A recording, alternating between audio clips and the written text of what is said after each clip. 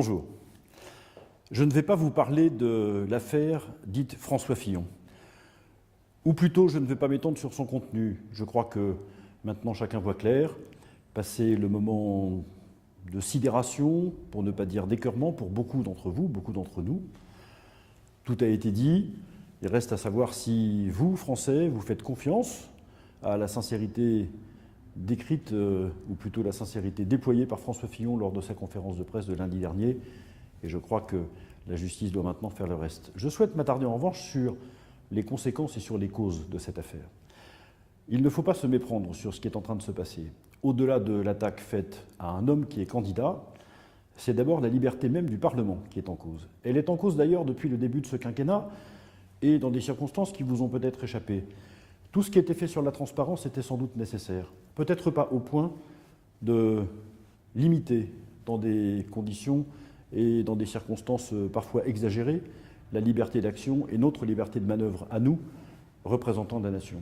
Sans doute, la loi sur le cumul des mandats a été agréée par beaucoup de Français et peut-être même vous à qui je m'adresse, vous avez été d'accord avec ces dispositions.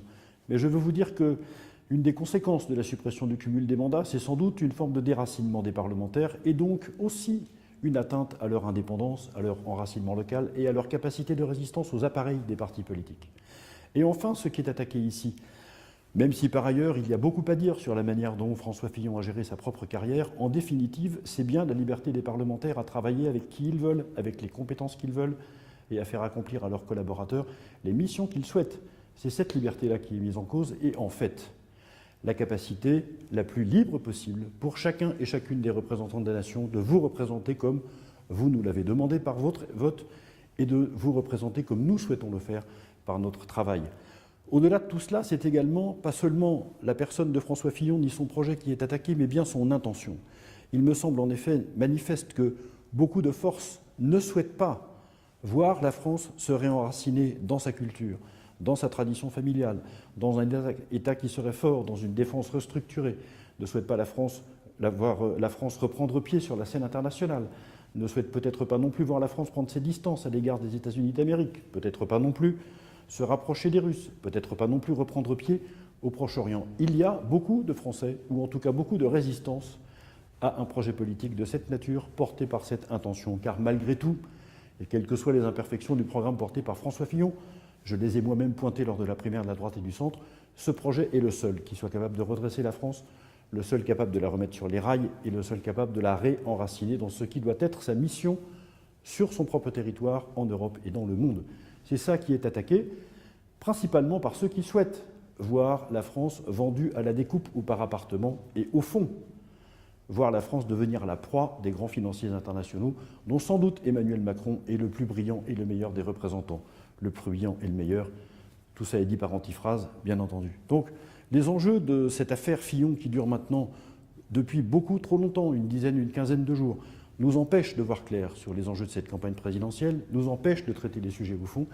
Et c'est la raison pour laquelle je reprends contact avec vous par ce biais aujourd'hui, parce qu'il n'y a pas d'autre façon, pour les temps qui courent en tout cas, et sans doute pour encore un moment, de m'adresser directement aux Français que par le biais de ces médias dits alternatifs par lesquels vous pouvez prendre directement les informations à leur propre source.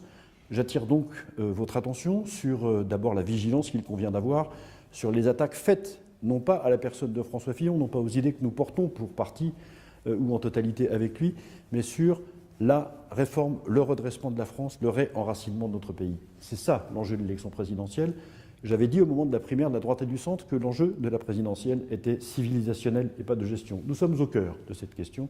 C'est aujourd'hui, ces jours-ci, ce qui est en cause et en réalité ce qui est attaqué par tous ceux qui ne veulent pas que la France redevienne un phare de la civilisation comme elle l'a été pendant tant de siècles. Voilà ce qui est l'enjeu de ces jours qui se passent en ce moment, qui sont si difficiles à vivre pour nous tous et je veux vous dire qu'ils sont difficiles à vivre pour moi aussi parce que il provoque chez moi beaucoup de tristesse et beaucoup d'inquiétude. Je ne doute pas que, en ayant vu ce qui se prépare, ce qui se passe de manière collective, nous ayons la force de résister à cette vague qui ne détruira pas notre pays, pourvu que nous y résistions.